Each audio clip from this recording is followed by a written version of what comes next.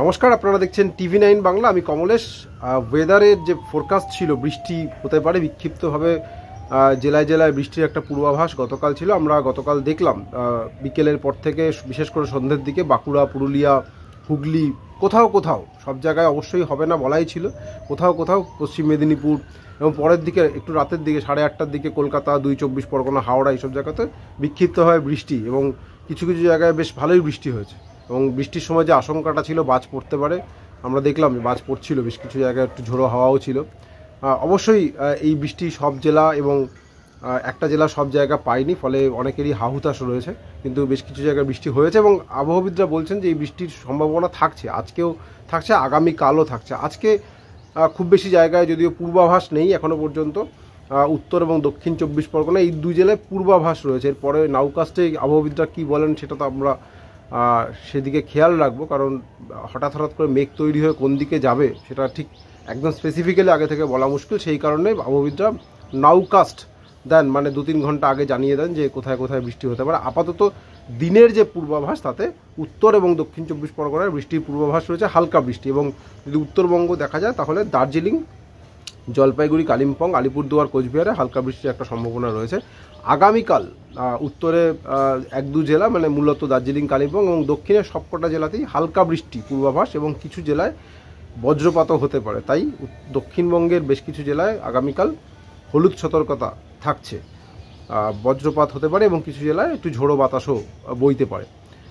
এইটা বৃষ্টিটা মাঝে মধ্যে আসছে, তার কারণ আমরা দেখতে পাচ্ছি যে একের পর এক পশ্চিমী ঝঞ্ঝা, যে ঝঞ্ঝা গোটা ডিসেম্বর জানুয়ারিতে প্রায় দেখাই যাচ্ছিল না, বিশেষ করে শক্তিশালী ঝঞ্ঝা, আমরা জানুয়ারি শেষ থেকে দেখছি যে একের পর এক শক্তিশালী ঝঞ্ঝা ঢুকছে, এবং যার ফলে কাশ্মীরে, হিমাচলে স্নোফল হয়েই চলেছে।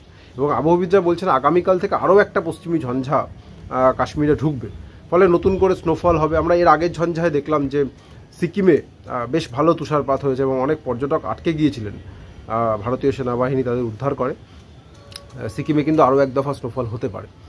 ফলে এই যে পাহাড়ে স্নোফল হলে, যখন হচ্ছেই, পশ্চিমী ঝঞ্ঝার একটা প্রভাব, যদি ঝঞ্ঝা শক্তিশালী হয় তার প্রভাব সমতলেও পেয়ে যায় অনেক সময়, যেটা আমরা গত দুদিনে দেখলাম কিছু কিছু জেলায় বিক্ষিপ্ত বৃষ্টি। কারণ ঝঞ্ঝা যখনই আসে তখন বঙ্গোপসাগর থেকে জলীয় বাষ্প ঢোকে।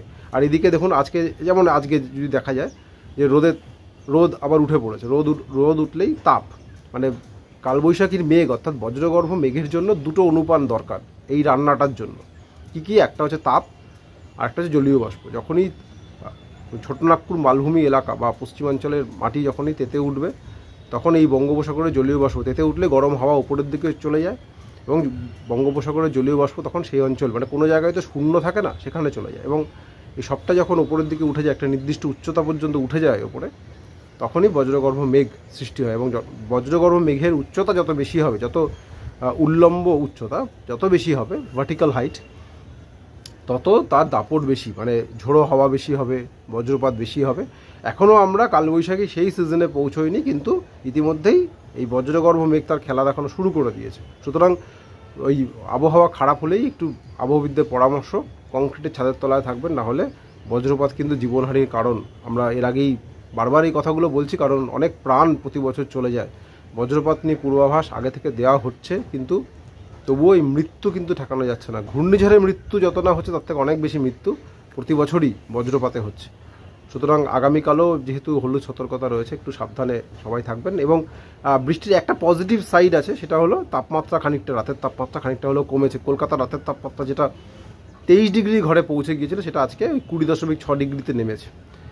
পুরুলিয়ার তাপমাত্রা নেমেছে 15 ডিগ্রিতে, বাঁকুড়া, বীরভূম 2 জায়গার তাপমাত্রায় 16-17 ডিগ্রি ঘরে রয়েছে। তবে বৃষ্টি হোক বা না হোক, দিনের বেলায় যে রোদের তেজ এবং জলীয় বাষ্পের অস্বস্তি সব মিলিয়ে ওই দিনের ম্যাক্সিমাম টেম্পারেচারটা ওই 28, 29, 30-এর ঘরেই থাকবে। কোথাও কোথাও বৃষ্টি কমলে এটা আবার 30 পেরিয়েও যেতে পারে, কিছু কিছু জায়গায় থাকবেও হয়তো আজকে। সুতরাং দিনের গরম কিন্তু খুব পার্থক্য হবে না। আপাতত এটুকুই। সঙ্গে থাকার জন্য অনেক ধন্যবাদ।